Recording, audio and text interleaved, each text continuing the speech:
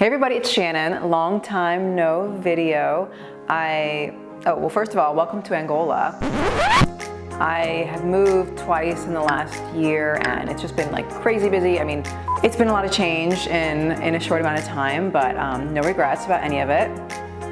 What I wanted to talk about in our video today was my experience running the half marathon in Angola.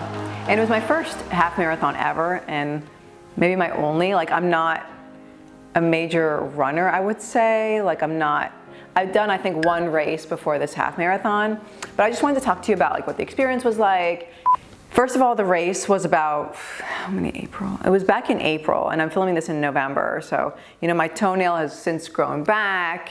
It's a little bit removed from the experience. I think at the time, like, I didn't have my camera, I didn't have all my equipment, so I couldn't have really filmed the kind of video that I'd want to film anyway. Okay, what kind of a marathon was it? It was called the Peace Day Marathon. So there's a holiday here. It was April 4th. It's like the International Day of Peace, I guess.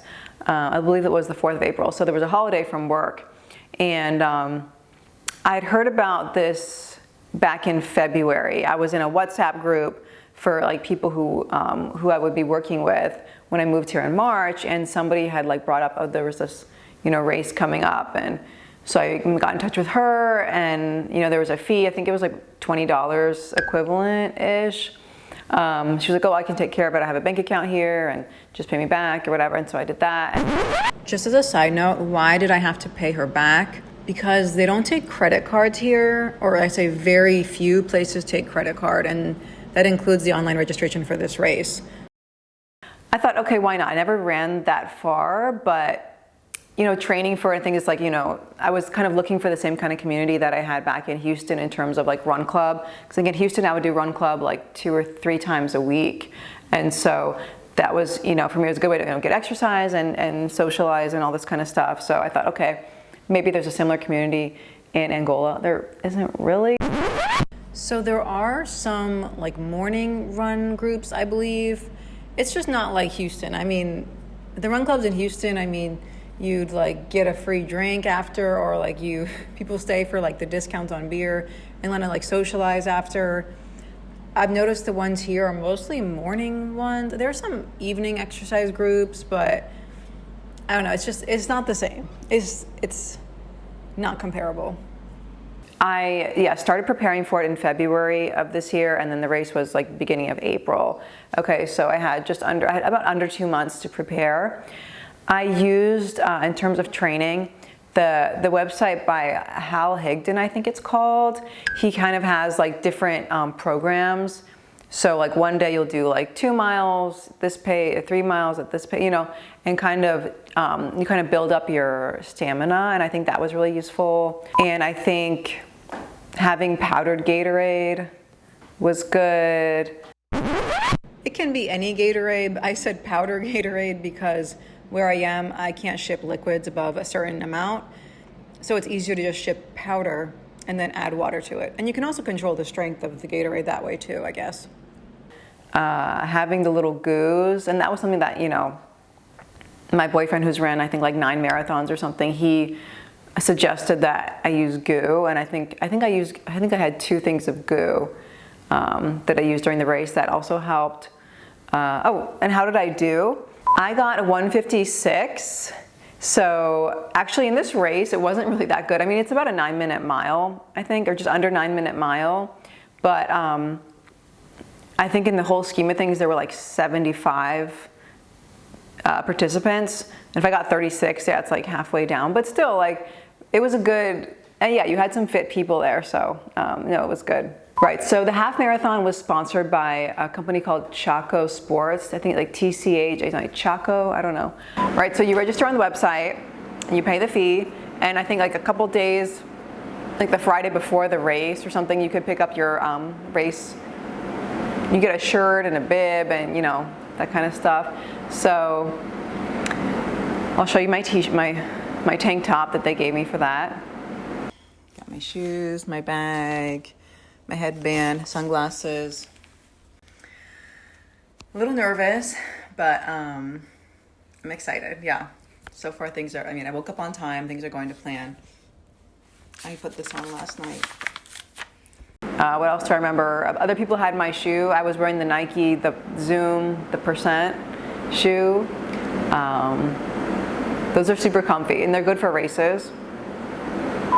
I remember they also, like 5 to 10 minutes before the race, they wanted the women to go towards the front because they were gonna have the women start first. Like, not to give a head start, but like to have, like, you know, your time is still your time, like, because you use the tracker thing, but I think, I don't know why they did it that way, but there was that. In terms of what I remember, I mean, it was kind of like drizzling, overcast. It was hot, but not too hot. It was like, 8 a.m., so it was probably like in the low 80s at that time, high 70s, low 80s. There were some people, some people cheering you on, and like people having waters and things. There was one guy who was, I guess, pacing with me, like running, like for like, maybe a quarter mile. It's like forza. Forza means like force. It's like, come on, like, you got this. Forza, like forza. I was wearing a headband that had red, white, and blue, like stripes. One stripe for each color, right?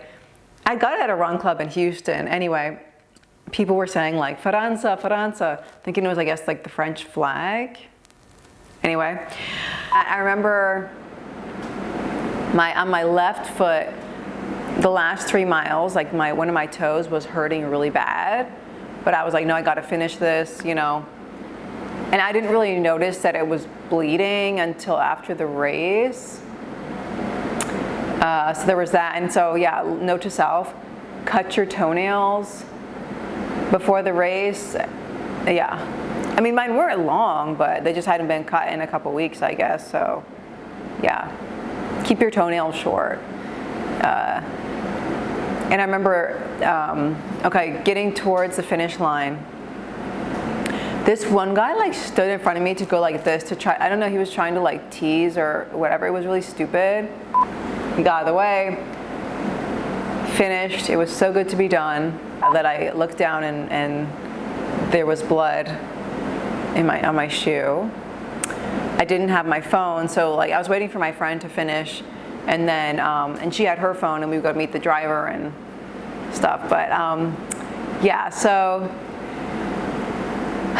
it was an experience, and I don't regret it. I don't know that I would do it again, but I mean, I don't regret it. And my goal was to get like a 9-minute mile, like, under 2 hours, and I got 1:56. So that made me happy. What else? Oh, in terms of medals, yes, I got a medal. I think everybody got a medal. It's a cute one. It's pretty. I guess my advice for running a half marathon, and you can probably find the same advice online, is like, the way, like, have like a little bit of carbs the day. I had like, I think a little small bagel breakfast, have some coffee. You want to do a number 2 before, stuff like that.